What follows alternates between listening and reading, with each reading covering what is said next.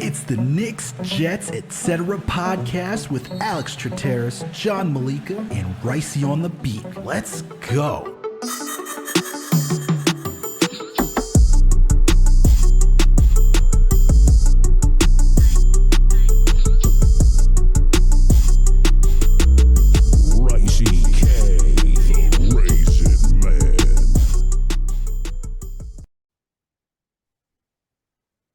What's good, everyone? Alex Harris here with another Knicks episode of the Knicks, Jets, etc. podcast.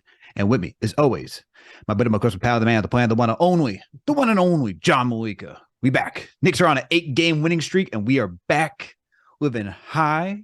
It is great. If you told me 2 weeks ago this is what the Knicks were going to do to shift the storyline, wouldn't have believed you. But John, how are you feeling, man? How are you feeling about this 8-game winning streak, this new revamped defense and new look offense, man? Well, everything is good, not just with the Knicks, but just with all of New York, man. The New York vibes are fantastic. The Rangers and the Devils are good to go. The Giants and the Jets are playing meaningful football. The Knicks and the Nets haven't lost a game in what feels like a month. You know, even if you hate the Nets, it's still the city. We are here, man. The Knicks are here, and my Christmas tree right now officially has the Knicks hat on it. So, I mean, the vibes are good right now. I can't wait for this Christmas game. I'm not going to get too ahead of it. The Jets game's on Thursday in torrential downpour. I'm trying to erase it from my brain. The Yankees and the Mets are spending well. Everybody's happy with both fan bases. Life is good right now. But as always, when that happens, the roller coaster that fall is usually a 90-degree fall. So I'm just trying to keep the positive vibes right now, man. Awesome. And you know, I'm trying to keep those positive vibes as well, especially with how the way New York sports is turning around. Hopefully the Jets can turn around. But we got a phenomenal guest with us today.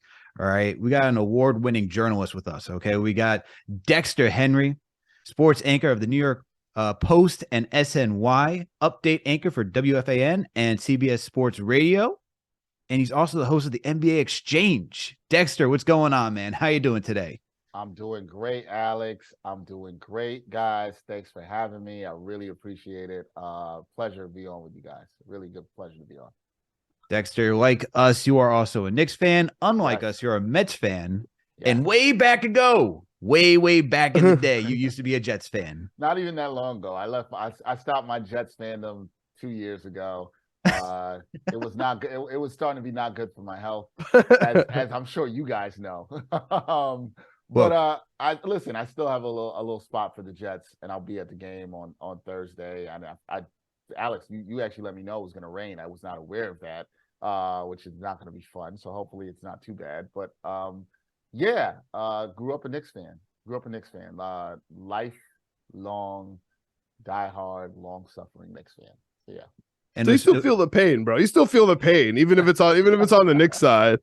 Yeah, you might physically feel some pain on Thursday. I think it's torrential downpour. I think it's going to be like 20-mile-an-hour winds. So I think you might really hate the Jets after this Thursday. Yeah, I might after that. The weather is that's I don't need to be in that. I've done enough of that in my career. But yes, It should be good. The Jets trying to stay alive is interesting. You guys talked about the good vibes in New York, and it is a good time for a New York sports fan right now. There's a lot of good things going on and happening, so it's really interesting. But particularly with the Knicks, the way they've been playing has been really fantastic. So I know you guys are pumped about it. I am too. Yeah, so let's get into it, Dexter. Give us your thoughts, man. The Knicks are on an 8-game winning streak.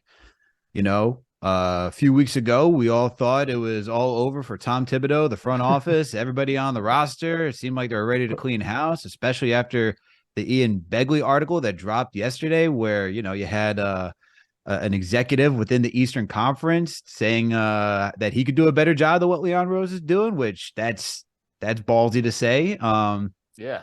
A lot of stuff could have changed. How are you feeling now with how the Knicks are performing? Yeah, it's funny with that Ian article. I was like, man, somebody was coming for somebody else's job. Why do they still have the job? Like that's really that's kind of messed up. But you know, that stuff happens all the time. How I'm feeling about the Knicks, what I really like during the stretch, I'm sure you guys feel the same way. The defense, right? Like the defense just looks good. This does not look anything like we talked about. Alex, you came on with me earlier on SNY and the New York Post, and in the beginning of the season, we talked about the three-point defense and how that didn't look good. And that was very concerning to me. But now you look at these last couple of games since Grimes has been back in the starting lineup, since McBride has been inserted into the 9-man rotation, the effort is just completely different. I watched Julius Randle the other night against Indy, and he's getting into the passing lanes. His closing out ability has just been so much better. I'm very impressed with the defense.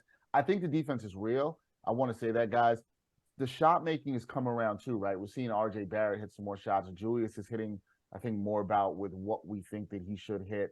We cannot discount what Grimes has done also on the offensive end, hitting open threes, being that kind of guy. And then obviously Jalen Brunson. I mean, he's been such a calming presence for this team, right? He's kind of like the adult in the room at point guard that this team has needed. And it really has impacted this team in such a positive way, because if you look back a couple weeks ago, when we look at the Thunder loss that was terrible, and then even the Mavericks loss that was really terrible, I think it's not even what he's just done on the court, but the leadership off the court, right? We've seen Knicks teams in the past, you guys know this, where that happens, the Thunder game, the Mavericks game, and everything goes south. We have seen this before, and I think that matters. But I think the real thing is the fact that they're playing defense right now at a very high level. They look very confident, in tune. Everybody's together.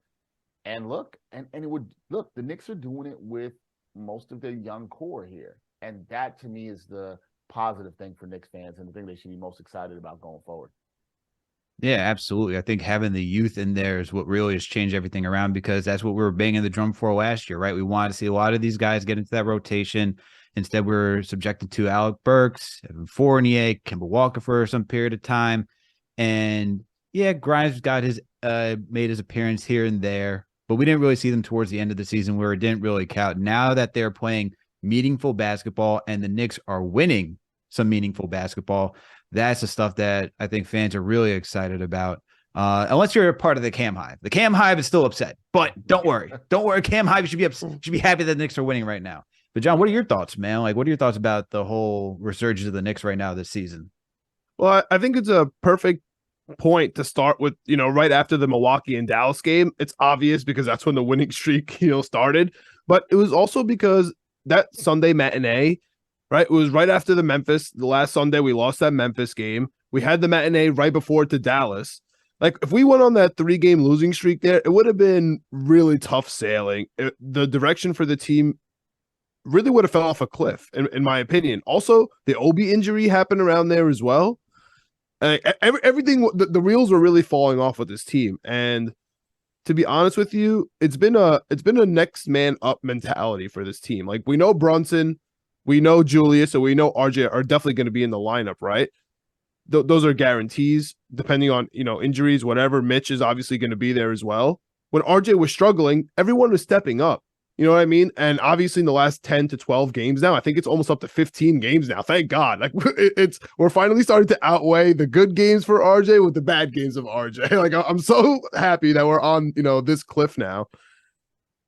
And you're absolutely hit the nail on the head. It's because we have Jalen Brunson. And not only is he a calming presence on the court, he's a calming presence for the fans. Like, when he has the ball in his hands, everything feels good. Like, I don't want to pinpoint. I'm actually one of the biggest Julius Randle apologists I feel like that exists. I said, once you get him a point guard, everything's going to be okay. But like yesterday, Julius Randle, when he was like pushing up the ball, I think it was the end of the second quarter, and he just threw that turnover when Brunson was right there. Like, he's like, just give me the ball, give me the outlet. But, he wanted to do that full court pass. It ended up being a turnover. Wasn't a big deal in the grand scheme of things. But like, if you give the ball to Brunson, everything just feels good. Like, the ball's going to get in the right spot. Even if there's a shot clock of like 4 seconds. With Randle, that's an explosion. That's isolation, terrible shot, fade away, just pray it goes in. But with Brunson, even if he has the ball in the last like 3-4 seconds, I'm okay with it. Like, I don't know. I just feel comfortable. And his passes, like, I want to get your thoughts on this, because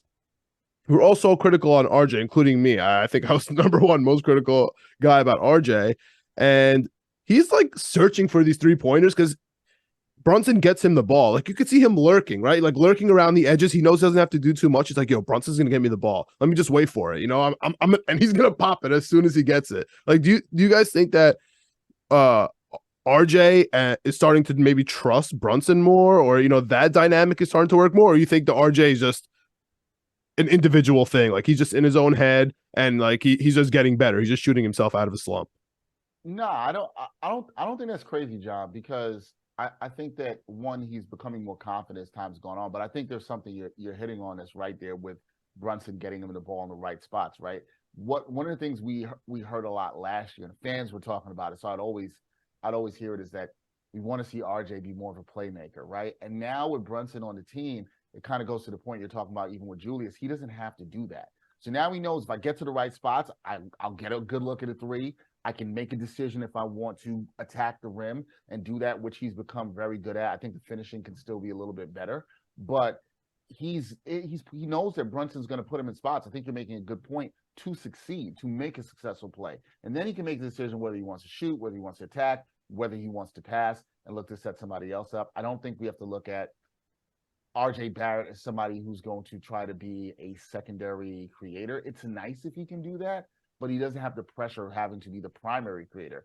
And last season and the season before, when he's playing with Elfrid Payton and the likes that, us Knicks fans loved, he had to try to do more of that. Maybe that's not him. Maybe that's not in his bag to do. And so when you have somebody else that can actually take the burden off of you with that, I think what you're hitting on is how it just really helps everybody else, including Julius, including RJ. And I think we're seeing some of the fruits of that. The offense I still have issues with things with the Knicks offense. I'm sure you guys do as well. But the offense just looks so much smoother than we've seen in the last couple of years. Just some of the actions they're able to run, double guard, pick and rolls up the top, even Julius and Brunson and pick and rolls. That stuff just looks a lot better than we've seen in previous years. I mean, honestly, we need to see that. So that's the thing. We weren't even seeing it at all. So yeah, it looks better. But I think you're hitting on a good point that Brunson gets guys in the right spots, and they're starting to trust that, and that stuff matters.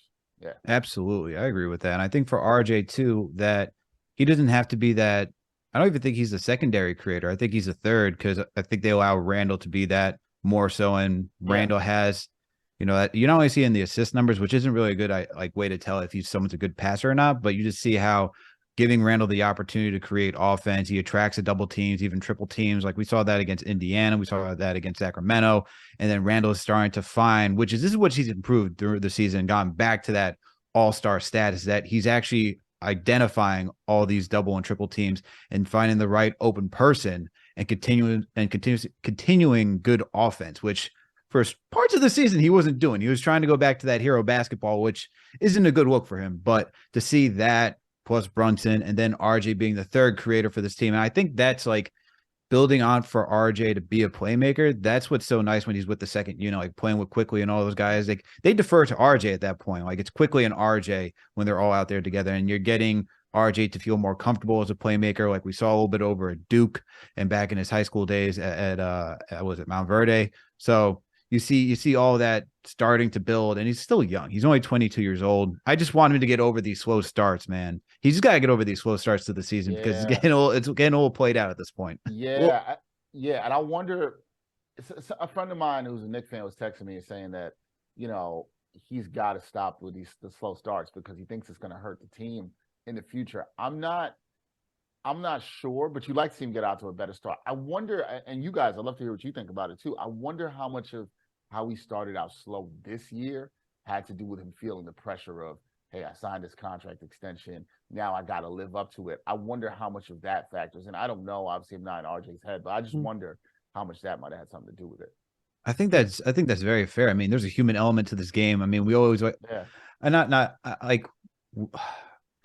I'm going to use the royal we for like fans and people who love the NBA. We love to look at stats and just, go through the 2K motions. Like, well, if we put this person with this person, then everything will all work out. And what RJ did last season should transfer over. But the human element is that you bring in two new people, right? You're changing the lineup still. You're coming off of a poor season, a down year. You just signed a new contract. And now you also got a promotion. All right. Because for first season, even though he had the second most shot attempts on the team, he wasn't really featured that much. It was the Randall show when Randall was first here. The second season, he became a 3-and-D guy under Thibodeau. Last season, for part of the season, he was the fourth option because he had to make sure Kemba and Fournier got their touches. And now he's promoted to being the third guy and being part of the big three for the Knicks. And that's a challenge. That's a new challenge for RJ at the NBA level. So I think all of that combined, and probably being in part in trade rumors when you really want to be here doesn't help either. So I think all of that together impacted that slow start. I know everyone's like, there's a sickness too that he had for a little bit. You saw that out on the West Coast trip, but I think all that does like play a factor in when someone's actually playing basketball. It is their job, right? Like that, all that stuff, even in your normal day job, like you're feeling all that pressure. Yeah, I definitely hope he doesn't turn into Mark Teixeira, right? I really don't think he has that syndrome where he's just going to start slow every single year. But I think you guys are both right about that. He had the new contract. Jalen Brunson also coming in. Like, RJ, like, you want to establish that this as your team. You know what I mean? This is your Knicks team. You always wanted to come here since before you got drafted. You just got the extension. Like, you want to establish this as your team. And you're looking up at Julius Randle.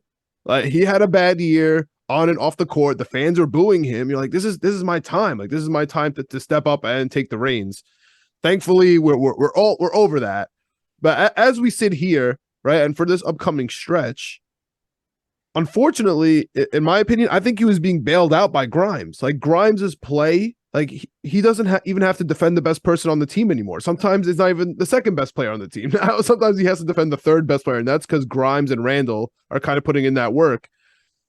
I don't know if there's any information about how long Grimes is going to be out. I know the Knicks aren't very good with letting the media know really what's going on with their injuries. And we just talked about how RJ's cold. We have Grimes again, who was in and out for whatever reason. There's conspiracy. Alex had his tinfoil hat on for the Cam Reddish hive, which, here we are again, Alex. Like, what are we gonna do here with Grimes out? Is Cam Reddish gonna get time? Is Fournier gonna get time? And more importantly, what's that gonna do to RJ?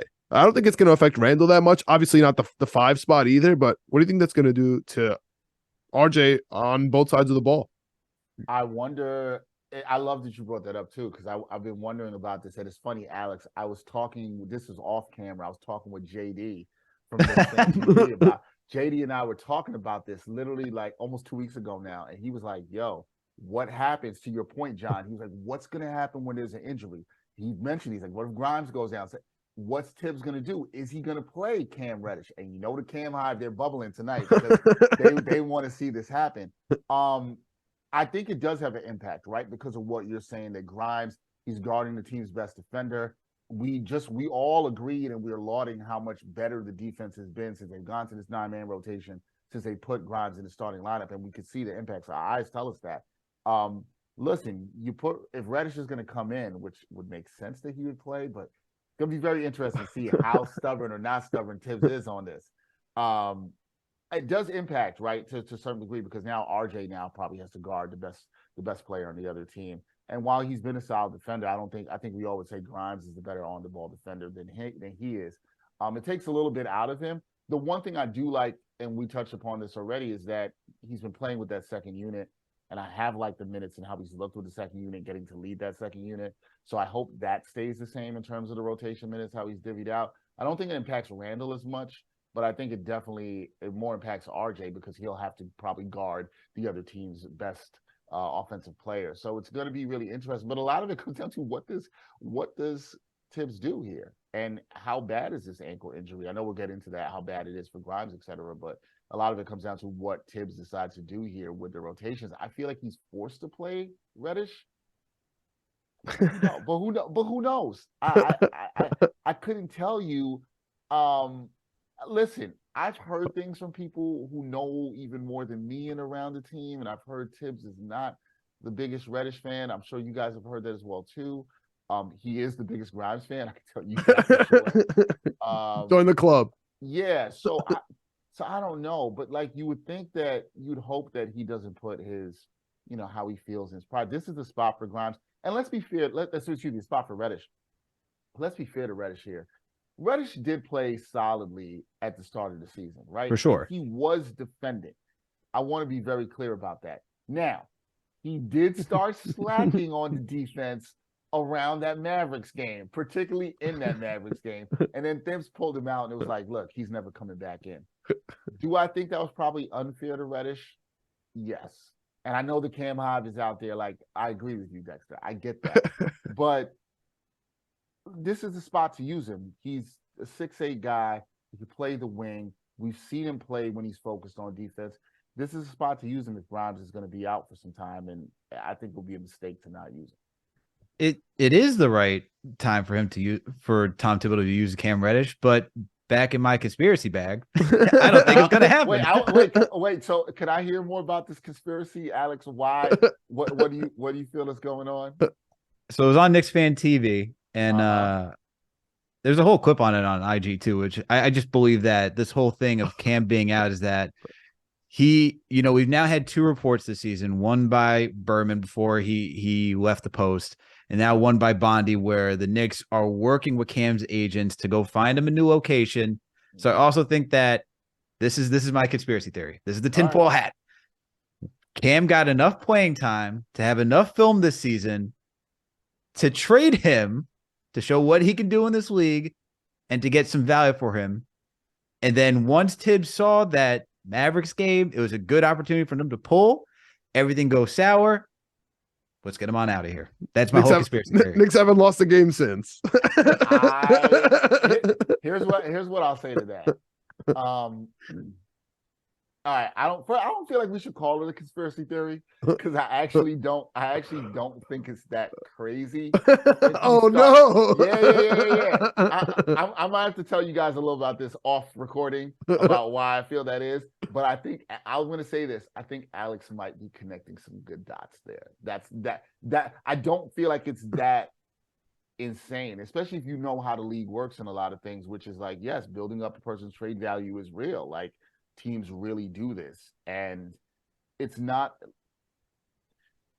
crazy. I'm gonna just say that.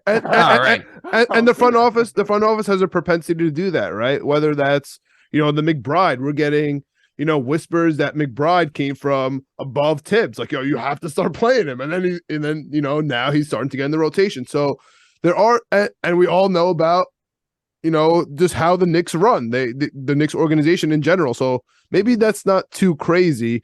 But what was crazy? I mean, just while we're on this topic, and just another player that I feel like has just been in this crazy mix of Knicks fans and conspiracy and Hive and start him and what is he doing? And you mentioned Elfrid Payton. But yeah, what's going on with Immanuel Quickley? I mean, we're just aside, off air. I was talking with Claudio, who is doing Knicks film school, of course, and Alex, and I'm watching the game, and I'm being a little cheeky about it, but I asked when IQ comes in for RJ, so that RJ could play in that second unit. The end of the first quarter is the best Knicks basketball I've ever seen. Like for the last 12 games, the end of the last 5 minutes of the first quarter is just unbelievable Knicks basketball, and that's exactly when IQ comes in for RJ. And it's IQ, Brunson, Grimes, Randall, and Mitch. I'm just asking, what's going on with IQ, right? Because we know what his place in. Can he jump in and maybe start at the shooting guard? Why isn't he getting the minutes? We also have the trade rumors with IQ, right? We're talking front office, we're talking conspiracy. Like what's going on with his role on the team?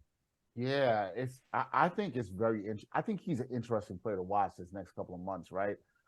He started off the season not shooting the ball well, as you guys know. Although he had 5 threes against Golden State the other night. I think that with IQ, the thing that I like with him, and this is probably what you're getting at, John, too, is that, look, he comes in, he gives good minutes, he gives good energy. I was saying this to somebody the other day. The thing you have to like about him is, despite him struggling with a shot, and he's not shot the ball as well as he has since his rookie year, despite him struggling with a shot, he does so many other good things, even as an undersized guard. He defends well. I don't think he gets enough credit for his defense. He is good. He gets up in people's stuff. He will close out hard. And he gets hand in the passing lane too. Yeah, he'll get in the passing lanes. He's also a very good rebounder for his size. Something else I think that's really good about him. I like IQ. I think IQ's a good player. I even hate using this term sometimes, but he's a winning player. He's got a lot of good intangibles to him.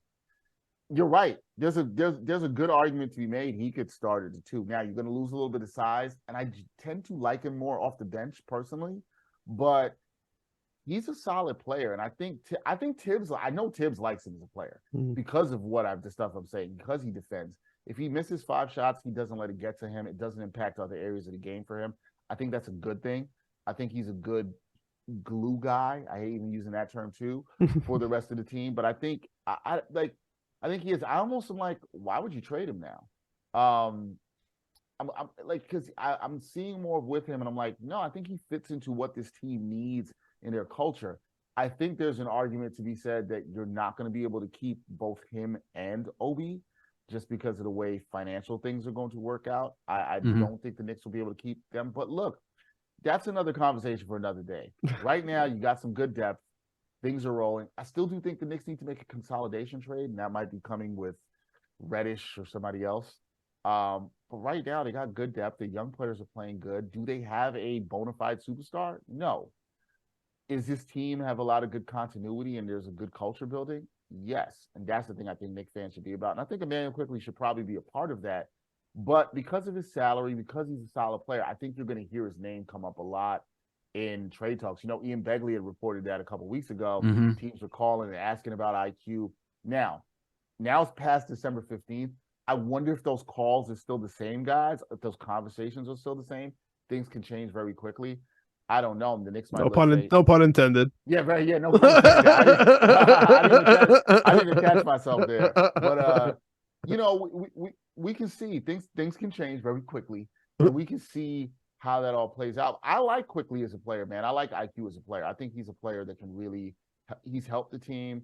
He's a positive, and I like him. I think he's a good combo guard off the bench, and he gives us some versatility. So I like him as a player.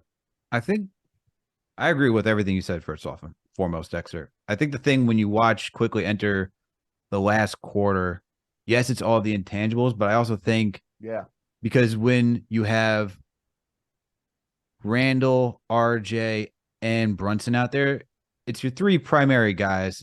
Not everyone's going to be able to get the same amount of touches in the first quarter. I think you start to see it pop when you limit from 3 to 2, because Quickley doesn't deserve the same amount of shot attempts as Brunson or Randall if he's in that type of lineup. So they kind of look at him as like another Grimes where he's a connector, take the shots where you're free, rather than if it's RJ's in there, it's kind of like, okay, all 3 of us have to eat and cook and help this team. So I think it's an addition by subtraction. Like, you're going to start with your best players, but I think Tibbs has worked it to the point where he brings a 6-man off the bench, kind of reduces the amount of he increases the shot attempts for Brunson and Randall while keeping the defense on point for that and keeping the continuity with that type of offense. I think that's what's happening there. But trading Quickley, Dexter, you said things change so quickly in this league. Look, we just had that article once again, right? It was oh, we'll talk about trading for OG Anunoby later, but it was oh, there was a call made for OG Anunoby, and you're like, well, this is news because that's very big. That's a big change, especially considering when you signed somebody to an extension and they play the same position, and you were a little hesitant to trade Quentin Grimes for, for Donovan Mitchell. And now you're ready to make. There's only one person that could change in that rotation that you haven't extended, in my thoughts. But we'll get to that later. So we'll get to that. We'll get to that later. But speaking of the guy that would have been changed, Quentin Grimes, who's now going to miss tonight's game. We're recording at 6:41 right now. We start earlier on Wednesday night. He's got an injured ankle. We saw that last night against the Warriors, as we heard Reggie complain and argue over the reckless closeout and all this stuff. And, oh, look at this. There's a shout out to John for sending the update from Ian Begley. Quentin Grimes is TBD for tonight. He will warm up and see if he can play on a sprained ankle, per Tom Thibodeau. I'm just seeing that too. That's wow. That going from doubtful to TBD. Now he's not playing. Okay. There's an update to that. Begley now just said he's out. Okay. Okay. There we go. Literally 16 seconds ago. Okay, yeah. All right. So he's officially out. All right, there we go. So I guess he gave it. I guess he gave it a go. I was gonna be shocked because he went from he was doubtful earlier. I saw that. But it's a good sign for the long term, right? So even if it's Cam Reddish for the day, IQ for the day. I doubt they're gonna play Fournier, but if Fournier I gets doubt it they're there going to play for the Reddish day- in all honesty. Yeah. So what do you think? You guys doubt they'll play Reddish? You think they won't play Reddish? I don't think Reddish is going to play tonight. I think I still am going with they don't want him to be injured because Cam is known to get injured easily. Oh, so you're also going with this. They're still protecting Yes. his trade value. Oh, yeah. So 8-man rotation. Or you bring Derrick Rose back in and you put Quickley up to the second or McBride up to the up. You put McBride or Quickley up with the first unit and you bring Derrick Rose back. That's what I'm thinking. I think that's more likely to happen because I agree with you, Alex. I think it's more likely to see Derrick Rose than you are to see Reddish or definitely not Fournier. You're not going to see Fournier. Yeah. Yeah. Okay. You don't need to showcase Fournier. He doesn't give you the defense. His offense is inconsistent. And Derrick Rose, especially when you start reading all the articles on how he wants to be here, you know, the value of like the Udonis Haslem type role to this team now. He didn't start, but he got minutes earlier this season. I see it's more likely for him rather than taking the risk on Cam and definitely Fournier. So I would see that happening tonight. But hopefully for Grimes, you know, he's back later this week. That's the hope, right? Yeah, that is the hope. I'm now I can't wait for the starting lineup announcement. I don't know if I've been so excited to see a starting lineup announcement because you can go multiple ways, guys. If Cam starts, the Cam Hive is going to be full in force. If he doesn't start, Alex Theory is just looking stronger and stronger. so we'll see. It'll be interesting to see who starts this one. It'll be interesting to see. I'm happy it's for a positive. I'm happy it's for a positive reason. I remember the last time we were doing this, it was to see if Elfrid Payton was starting, and then it was just a riot every time. So I'm happy now it's kind of we're on a win streak here. Things are positive. But before we're gonna get the live reaction here for the rotation, most likely. But before we get into that, we haven't mentioned really the big men. And Alex knows I love the big men. Nothing kills me more than second chance opportunities for the other teams. Nothing kills me more than power forwards that don't get boards, which honestly was hurting me a little bit with Obi. Like Obi hanging out at the 3-point line was cool, but Isaiah Hartenstein playing 5 was not. And so when Obi was at the 4 and Ihart was at the 5, it was really killing me inside. I love what this team is doing with Mitch and Sims because I need Sims to be on the court. And I love obviously what Randall's doing with Ihart backing him up. And I'm going to ask you a crazy question here. And there's already, I know, like, shout out to OB Avengers. One of our guys, he's already screaming at me. I know. But somebody's going to have to go, right? Either Ihart or OB. Obviously, like, the trade value, the love for the team is quite different, right? Between Ihart and OB. But we have eyes, right? We watch the games. We also see stats. Like, how do you think Obi fits back in this rotation? Like, do we get rid of Ihart? What do we just Sims back down? Like, how do you think this kind of 5-man like we're talking about Tim's playing a total 8-man rotation. Now we're asking for a 5-man rotation just in 2 spots. Like, what do you guys think is going to happen here? I think it's likely that Sims sits down when Obi comes back. However, and maybe I'm a big Sims fan. I like Sims. I think Me too, man. You're preaching to the choir. I'm about to buy a 45. Yeah, I think one of the smart moves the team did this offseason was sign him to that small contract that they did. I think it was like 3 years, $6 million. He's getting like $2 million a year. He's a really good backup center. I think there's a strong argument to be made that he could be the backup center and he's ready for those backup minutes. Mm-hmm. Because to your point, John, would you rather have minutes with Obi with Sims on the court, or would you rather have minutes with Obi and Hartenstein on the court? And I don't dislike Hartenstein. You lose a little bit on defense. He's a very good passer. I do like that about him. But you lose a little bit on defense, and he rebounds fine enough. But I think Sims is a better rebounder, better interior presence as well too. So I'm wondering if he becomes expendable in trades. You know, let's bring back Alex's word. We showcase a little bit more Isaiah Hartenstein, right? Like, yes. Like can we do that? Maybe that happens, and that's the best move. I think there's value in Obi. I'm like you. Would I like to see Obi grab some more boards? And another thing with Obi, and this is going to be really interesting when he comes back, the way this team is playing defensively right now, guys, Obi's got to buy in and start moving his feet and playing defensively with that same energy. That's been the one knock on him, and I think that's the thing that's probably stopped him from getting more minutes at the floor on the floor and seeing more time with him and Randall, where he plays at the 5. He's got to be better defensively, and I think he's got to, step up on that end. I think if he does, he can get more minutes. But one thing I have liked from this year is we've seen the improved 3-point shooting, especially from the corners. He's hitting at a better clip.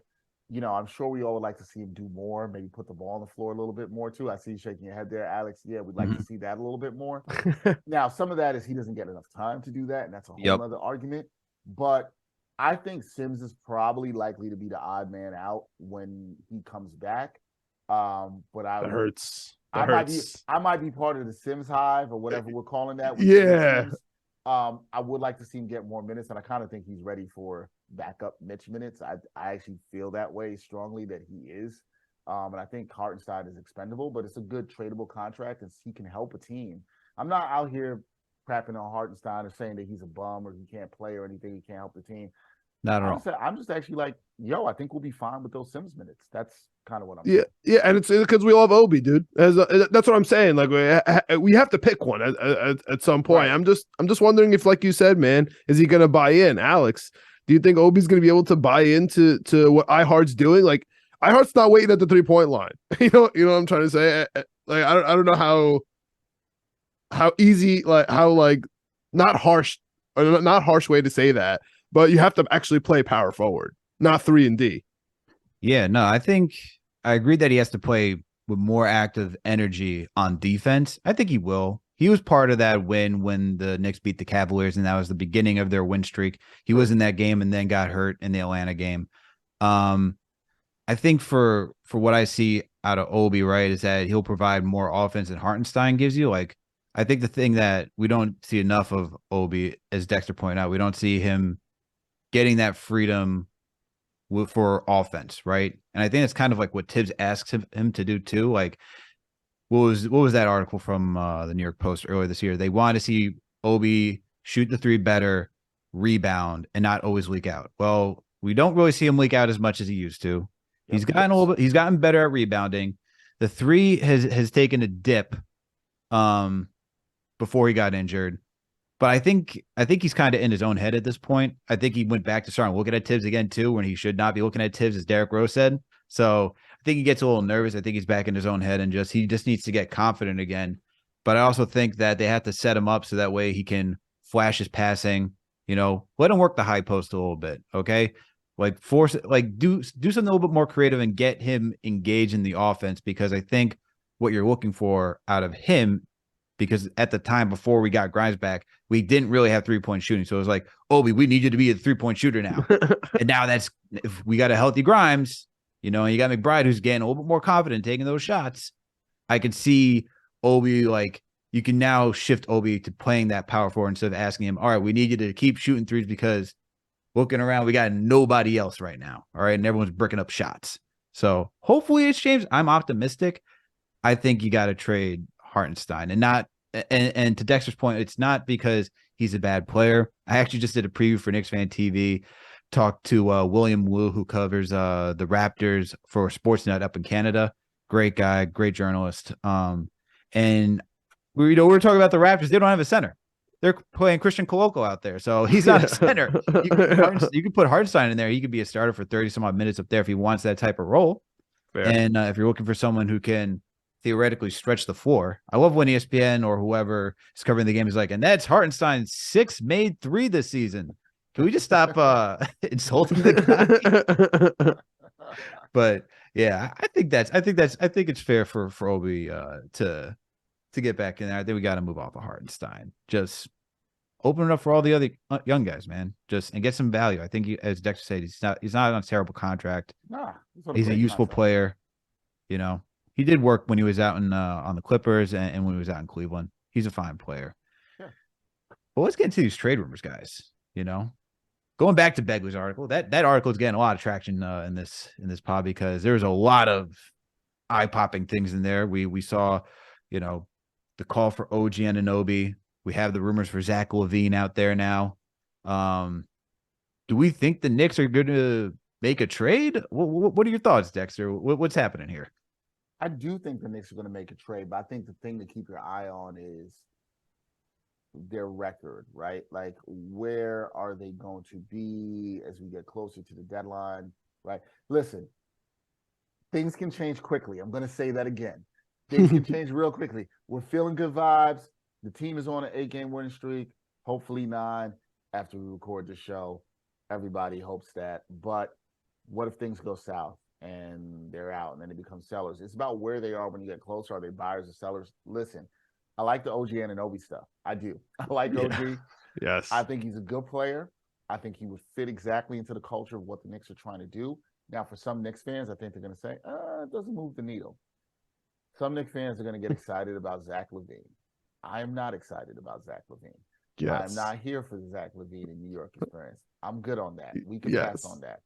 Some people are going to say DeMar DeRozan. A lot of the Bulls because where the Bulls and the Raptors are, there's going to be a lot of talk about those guys. DeMar DeRozan, I don't think he really fits with the Knicks timeline and what they're trying to do. Although I do like DeMar DeRozan as a player, I don't think he fits with what they're trying to do. So I'm kind of out on that. Now, what in Begley's article, Begley did talk about what the potential cost might be for. Did he talk about the potential cost about what it might be for OG? He didn't really say that. Well, right? Zach Lowe actually talked about the cost for OG Anunoby, and he said he said on his podcast. I heard what he said. Yeah. He said about what did he say? He said it might be close to what Donovan Mitchell, Yep. right? Yeah, and I was like, I was driving around today, and then I kind of heard that, and I was like, that kind of changed my vibe a little bit on it. Like, I think OG's really good, but then I thought about it too, and I'm like, you know what? I can see that the price being 3 first-rounders. It does seem like a little bit of a lot for him. I don't know how you feel about that, Alex. It does seem like a little bit of a lot. I'm not doing it, man. Our first rounders, or like the ones we acquired. Like, now we're having different conversations. That's true. That's a good point. That is a good point. I agree, but it's still 3, man. I know. Well, we have 6. We have 6. So if you're gonna take like the Dallas one, if you want like the Pistons one, like now we're talking. But if you want our picks, and RJ or Grimes, like that was the trade, right? For Donovan Mitchell. Like, it also included players.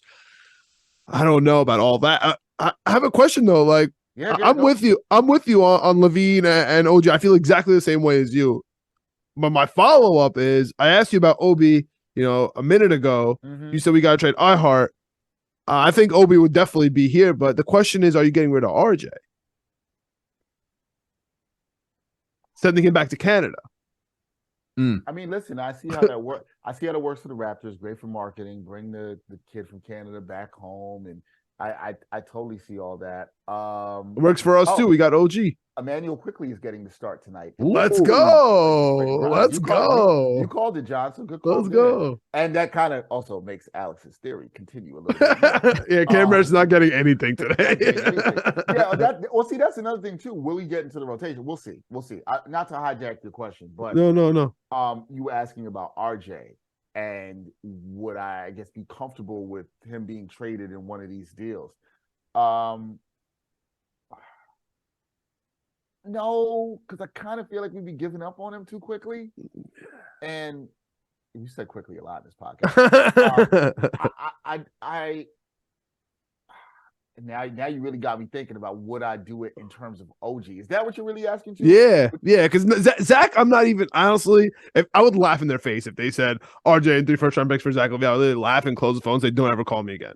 I just don't see how Zach LaVine really helps the Knicks. Yeah. But OG changes everything for us. He really does change this entire dynamic of this team. Would you give up Grimes for OG? Yeah. I'm not sure.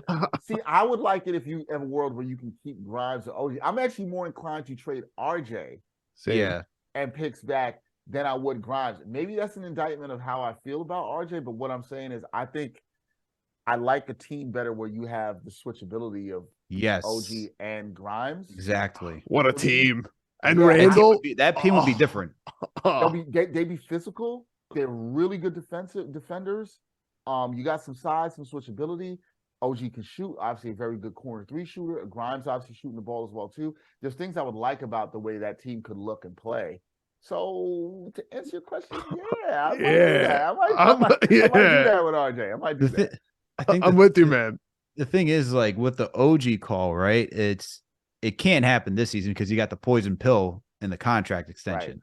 Right. So then you'd have to wait until the end of this year to make that move. So that way the Raptors would be more inclined to do so. But yeah, OG, and that's the thing is that I would want to see more defense switchability. OG can still score as well. And he's shown that in times where where Siakam doesn't have it, Van Vliet doesn't have it, Scotty Barnes doesn't have it, he can step up to that challenge and he can put up numbers. So to have that plus Brunson, Randall, and then Grimes, and you have that defense still, that's you don't even lose. You don't skip a beat on defense, and then your offense potentially takes another step forward.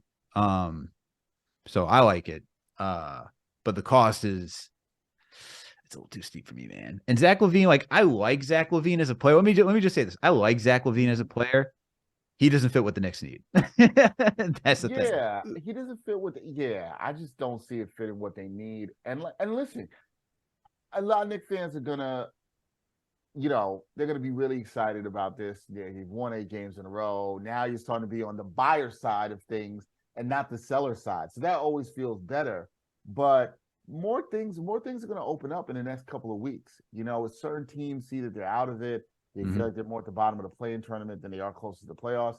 The market's going to open up, and I think we'll see some other names. I mean, one other name, I told JD this when we were talking. No Karl Anthony Towns. I want no, absolutely I do not want to hear that. No. No thanks. Just no. I'm just gonna no. We don't have to do that. No. We don't. Nope, you can't do it. I agree 100%. There's no way. He seems like a net, to be honest with you. I understand exactly what you mean. I understand exactly what you mean. Oh my goodness. Well, listen. We're talking trades. We're talking Knicks front office. We had the tampering stuff come through. We kind of all saw it coming. We tried to all play lawyer here. We're like, oh, his dad's here. Just as father son talking over dinner, whatever. We got exonerated from the Rick Brunson iHeart stuff at least, but we got the second round pick taken away from us. We were trying to scheme over here for the Knicks to get a terrible second round pick for the NBA to take that because they usually take the next coming one. But it turned out in the article, a little quick blurb, I think by Fred Katz of The Athletic, he wrote that the NBA specifically wanted the Knicks' own draft pick, so we couldn't get away from it. Do you have any thoughts? Does this move the needle at all for you? Are you more on the I would have gave up 2 second round picks for Brunson plus the money, or are you like, why are we doing sloppy deals with someone who was already a 90% guarantee to come here? My whole take on this is that the tampering rules in the NBA are stupid, right? Like that's just it for me. Everybody's tampering. You around sports, you cover sports like you guys do. You know that these guys are talking, the agents are talking. This happens all the time. It just annoys me that we're acting as though it doesn't happen, and now we're trying to slap penalties on teams. Look, for the Knicks fan, 2025 second round pick, they wanted the Knicks' own pick, right? Whatever. If that was the cost of business to get Brunson in here, I'll do it 10 out of 10 times. Okay, so you with that. Okay, absolutely. so who cares? Who cares? Now, look, if they were talking about first round picks and they had slammed them for a first round pick, then I'd have been like, oh, okay, I don't know. But for a second rounder, who cares, right? Like this isn't what it is. And listen, there was all this talk, and Alex knows this, and I was watching Knicks Fan TV when during free agency when Brunson got signed. I was hearing what all the Knicks fans said, and there were people like, oh, too much for Brunson. I had dinner with a friend the other night. It was like, Dexter, they gave Brunson $100 million. And I'm like, bro, you're focusing on $100 million. He's been a fantastic value. I think he's an all-star. Yep. He's been amazing for the Knicks and the Knicks culture. Is he the best point guard in the league? No. Is he probably a top-tier point guard? No, but he's just fine for what the Knicks need. And if that costs him a second-round pick, I look at that as a trade. Whatever. Yeah. So be it. we all waxing poetic about how good he's been for the Knicks. It's fine. And I know people will listen to this and they'll watch this and say, "Oh, you guys don't care about second round picks." No, we don't. None of us do. You don't care about a second round pick like that. If you say you do, I don't believe you. But what about Mitch Robinson? But what about Mitch Robinson? You know what? You know what? If this was a situation where, I don't know, man, like you didn't have many first round picks and you were looking to add like value pieces to your team, but the Knicks have so many picks. It doesn't even matter right now. So It's just like, yes, the Knicks have an embarrassment. So many second round picks to be specific. Right. Like you think any of the guys in the front office are crying over this? They're like, man, whatever, it's cost of business. We'll keep it moving. Yep. Yeah. That's a fact. Nah, well said, Dexter. I agree with that 100%. There's honestly, who cares? It's a second round pick.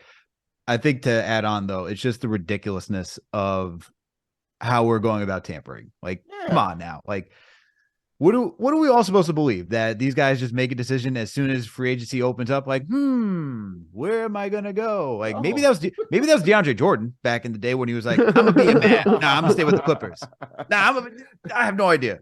Right. Like, no, but, like I think that's the bigger conversation needs to be had. Like, what are we doing with tampering, and why is the league trying to act as though it's serious when we all know it's not that serious? And I don't think fans care. Like, even Mavericks fans I've talked to, right? Like, nobody was like, "Oh man, the Knicks tampered. They took Brunson away." Mavericks fans are more mad that like they didn't offer Brunson the bag when they could have. Yep. That's what I'm hearing. I think the intelligent basketball fans know that, and the intelligent basketball fans listen to the show. Nobody cares about this. Let's stop acting like it. We know these deals are. It's going to happen this year before June 30th or whatever. We know players are going to be talking about where they're going to go. The agents talk to teams. All this back channel stuff. It happens, man. Like they got arson judged, man. They got arson judged.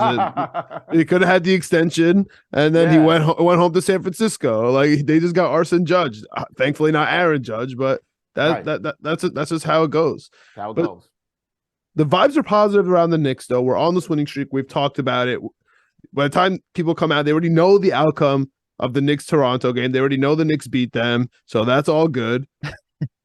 So let me ask you what happens with the next couple of games. We like to have a little prediction up here for the next 3-4 games coming up here. We have a home stretch, right? We have Toronto tonight. We got the good old Chicago Bulls again on Friday.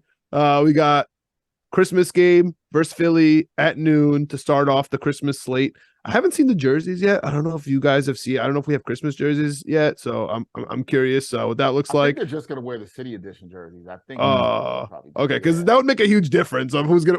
If one team has a really ugly jersey, I feel like that would change the game. And then we're at Dallas, starting a little Texas road trip. But we'll stop at that Tuesday game.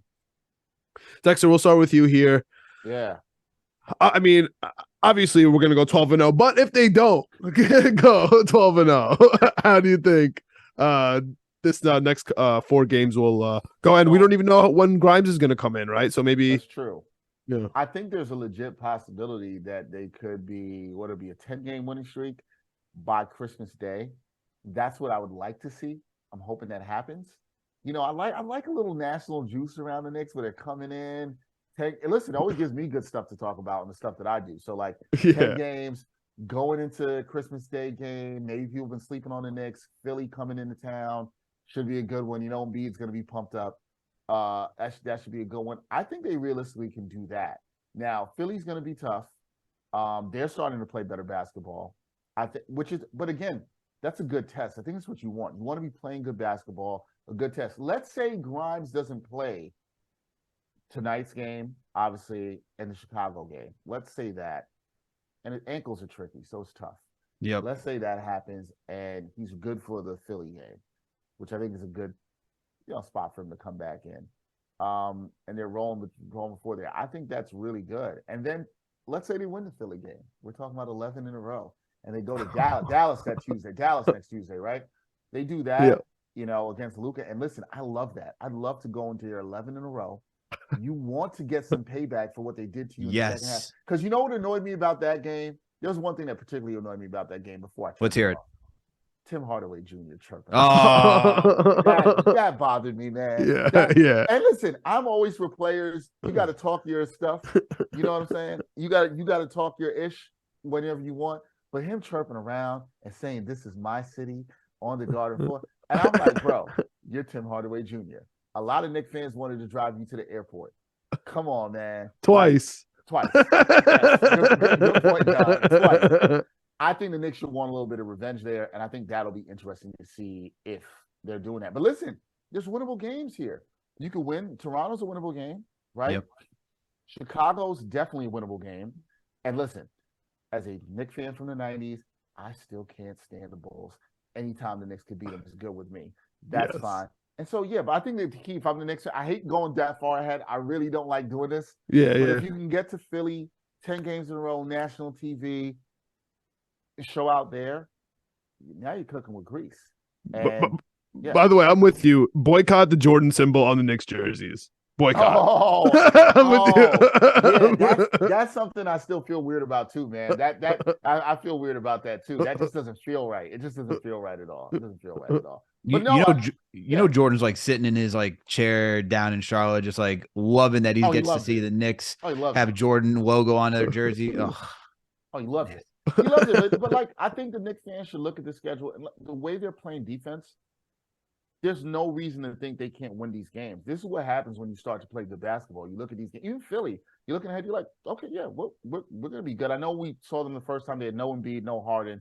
We almost lost that game. But they know they can compete. I think the key right now has to be about one game at a time. I know it sounds cliche, but just continuing to build confidence. And listen, I think, John, it was you that said the team is on the next man up vibe. That's how it has to be with Grimes for however long he's out. Can you step up? Can other guys step up? Can you continue this defensive intensity that we've seen from them? I mean, I have no reason to believe that they can't. But I think they will. These are winnable games. And I think if they lose a game, whenever it does, because the streak's going to end at some point, whenever they do, it's just about how they bounce back and not, the more you build the winning streak is the more you allow for your record to be better, obviously, and also more rooms for mistakes if you have slippage. But you don't want the losing streaks to get bad. And I think this team is there's something I like about this team right now. They have a good togetherness and good fight. I was talking with Zach Braziller about that the other day. And he says I think that's the reason you've seen them win on the road a lot too. So they got to start winning some games at home too and getting that home court advantage, as Clyde always likes to bring up. And I think that matters too in this stretch that we have right here. And so hopefully the Knicks are able to do that. Yeah, and real quick, Alex, before we get your take here, the thing nobody mentions, we all like to talk about the Knicks 8-game winning streak, but the third seed, the Cavs, are on a 4-game, the fourth seed Nets are on a 6-game, the fifth seed 76ers are on a 5-game, the Knicks are on the 8th game, right? And the 7th seed Hawks are on a 2-game, right? Because of us. So in the middle there. So it's great, but at the grand scheme of things, it's not that important. We're just keeping up. Like we're just moving with the line, because if we do lose, we would just be stumbling here. We would get in the middle of this herd. Yeah, absolutely. And, I think for these upcoming games, right, like Dexter brought up the point of like how there's a togetherness with this team. And you see that like after games, you hear about Brunson. I think when you talk about leadership in the locker room and Brunson being that guy, he always talks about staying together. There was like one post game where he said stay together like 4 different times. And I was like, okay, this guy's all about being together, having that bond and unity. And I think you're seeing that over this course as well. And I expect that to translate into tonight against Toronto. I think that will go the same for the Bulls, because look, the Raptors are reeling. The Bulls had just an argument after losing in Miami. And then they're talking about blowing it up right now. So from what the reports are saying, I think those 2 games are definitely winnable. The Knicks are surging. Not only are they winning, they're together. The locker room seems to be at peace. All those things are curating an environment for success and for winning, while the other teams are going through it right now. So I would expect those 2 games to continue this win streak. And then you get to Philly, and that will be a good battle test. That will be a good battle test. Unfortunately, don't do it. Don't do it. It's Christmas, Alex. For God's sakes, it's Christmas. It is Christmas. I'll amend it. How about that? I'll amend it to going into Christmas and winning, because I said 3-1 on Knicks Fan TV earlier this week. But the way that they just beat the Golden State Warriors, there's a level of confidence, because a Knicks team playing a down bad team, that would have been an even pace game. Yet they mollywopped them. So I like that. I'm gonna go into Christmas feeling confident as well. And then Dallas, I like the storyline that Dexter gave. Give me that storyline, man. Give me that storyline all day. Yeah. Tim Hardaway Jr. Part of me wants to just trade for Hardaway Jr. and just ship him out one more time, like within a day. Just for that. I have a feel. Damn, that's petty. That's real petty. I like it. Welcome to Knicks, Jets, etc. Don't ask Alex about the Brooklyn Nets if you really want to see petty. We'll have to have that conversation. Yeah, too. Yeah. But I agree with you, Alex. I mean, the game that we should lose is honestly the Philly game, and we should win the other ones. Dexter, like you said, when a team's actually winning, you can't see them losing. You're like, what's the problem? You guys keep winning, just keep doing what you're doing. We're fighting all different kinds of battles, big men, fast play, transition, getting boards, hitting threes. Every game we're adapting. I get it. Nick Nurse is 10-3 against the Knicks. That scares me. I hope we win. Red VanVleet always owns us. OG, Spicy P. I hope we win tonight. I'm nervous about it. I'll just say that. Beating a team 3 times, like we're going to beat Chicago 3 times in like 5 days or like a week. It's tough. I don't care if they're fighting. They're fighting to let it out on us. I mean, it scares me. So I know. I hope we win, but the Bulls in the Garden too. It just gives me bad vibes. Philly noon. Knicks are getting over their hump. I think we're gonna get that win. And at Dallas, I'll never take a Dallas loss for as long as I live. So I'm gonna go 4-0 because obviously I just have to. But realistically, if we lose to Toronto, we lose to Philly, and we go 2-2 here, I'm not gonna be shocked. I still think this team will be on a great streak. I think Nick Nurse just owns us. If we take care of business versus the Bulls, lose a matinee versus Philly, get made fun of nationally, and then go on NBA TV, beat Dallas. That all sounds right to me. That's the Knicks narrative for me. Knicks way. Yeah, you know what I mean? I think the game that scares me the most, I think for me, is actually the Chicago game. That's I can see the letdown. I think the Knicks will beat Toronto. I think they'll get to 9. I think the Chicago game is the one I'm really more nervous about because of what you said. You got to beat them 3 times in 5 days. They got a little mad. They just had 150 piece put up on them. Players only meetings. They're going to be looking for a little. They're going to be looking for a little revenge. The Bulls in the Garden, here to hold 9. Listen, that's why I'm saying if they get to 10. Look, guys. I'm gonna be screaming in the Garden with my Knicks Christmas hat. So okay, like I don't know what else to do if we're at a 10-game winning streak. Gotta get to 10. That'll be nice, man. It'll be nice. Be jumping out of windows if they get to 10. But Dexter, thank you so much for coming on the show. Please let our listeners know where they can find your work and if you got anything coming up. Yeah, man, you can check me out on New York Post, the SNY YouTube channels. There, I'm the weekend anchor, so do a lot of different interviews every weekend. Alex has been on with me once already. Alex, have we done twice? We've done once. Only once so far. Your second time is coming up very soon. All right, let's go. Let's go. Back in rotation. So Alex is sometimes on there with me because he does a great job. Shout out to KFT. You catch me hosting the NBA Exchange. We'll be back after the holidays and the New Year with that Monday, Wednesday, Fridays. We go live with that, and then also I have a couple update shifts with WFAN, CBS Sports Radio coming up next week. So catch me there. But like, guys, thank you for having me on.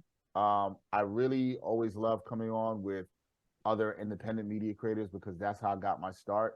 And, you know, I always could talk Knicks basketball. So I'm honored you guys have me on. I will always come back.